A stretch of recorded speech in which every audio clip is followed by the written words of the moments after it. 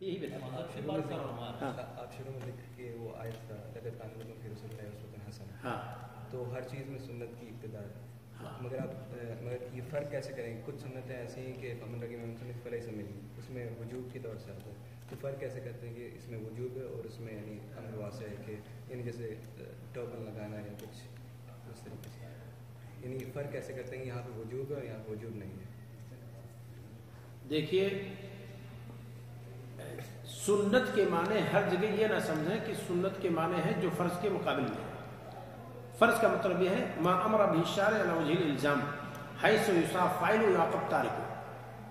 فرض کہتے ہیں جس کا شریعت نے واجبی طور پر کرنے کا حکم دیا ہو اس طرح سے کہ کرنے والا اجر پائے، جنت پائے، نہ کرنے والا عذاب پائے، جہنم پائے، اس کو فرض کہتے ہیں۔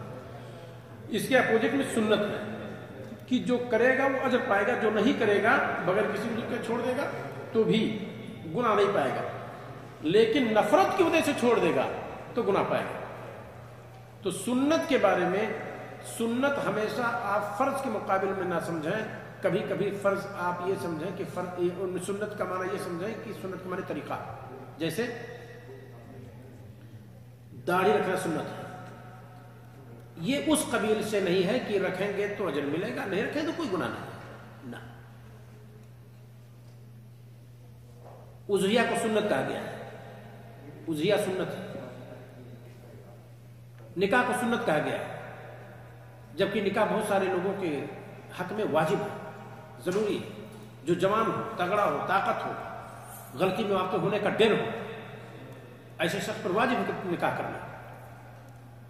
تو اصول اور احکام کے برتنے سے، نصوص کو دیکھنے سے، صحابہ کرام کے اس پر عمل پیرا ہونے سے، خود رسول صلی اللہ علیہ وسلم کے عمل پیرا ہونے سے یہ سمجھا جائے گا کہ آپ صلی اللہ علیہ وسلم کا کون سا طریقہ تاکیدی ہے، کون سا طریقہ آپ کا غیر تاکیدی ہے۔ لیکن پھر بھی یہ فرق کیے بغیر اگر رسول صلی اللہ علیہ وسلم سے ثابت ہے تو آپ عمل کیجیے، پھر آپ کے لیے ساری چیزیں آسان ہیں۔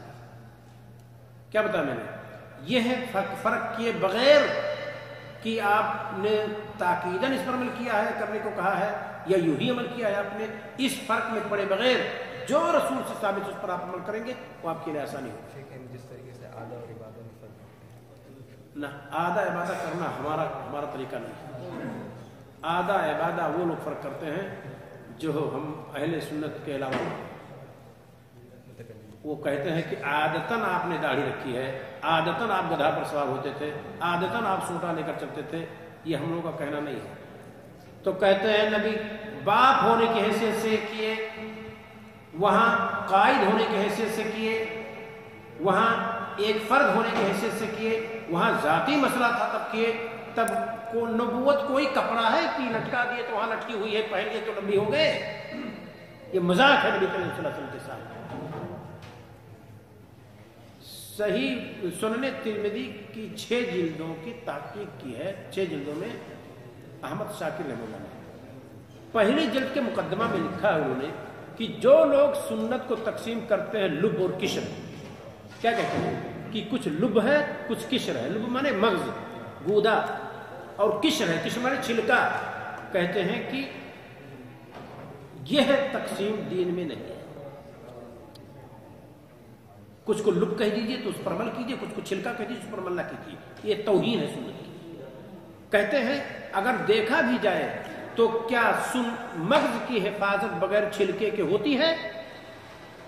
آم لگاؤ، اس میں گودا ہے، اوپر چھلکا ہے، چھلکے کو اتار لیجئے، کہہ دیجئے پکے گا تب کھائیں گے۔ کیلا ہے، کیلے کا چھلکا اتار لیجئے، کہیے گا اندر والا جب پکے گا تب کھائیں گے۔ بیل دیکھیں، بیل جانتے ہیں، بیل اوپر پتھر کی طرح ہوتا ہے، اس کو نکال لیجئے، کہیے نیچے والا مغز جب پکے گا تب کھائیں گے۔ اس چھلکے کے بغیر مغز کی حفاظت کہاں ہوتی ہے؟ جس دن اس مغز میں کمی ہوگی کس سے آپ اس کی بھرپائی کریں گے؟ یہ چھلکا مدد کرے گا جس کو آپ چھلکا کہتے ہیں۔ تو ہم لوگوں کا طریقہ چھلکا ان کا نہیں ہے، اور آدھا عبادہ نہیں ہے۔ ہمارے رسول صلی اللہ علیہ وسلم سے جو کچھ مروی ہے وہ اسوہ ہے، اس وطن کریں اس پر، اور انشاءاللہ اس میں ہمارے لیے کامیابی رہے گی۔ شیخ صاحب ہمارے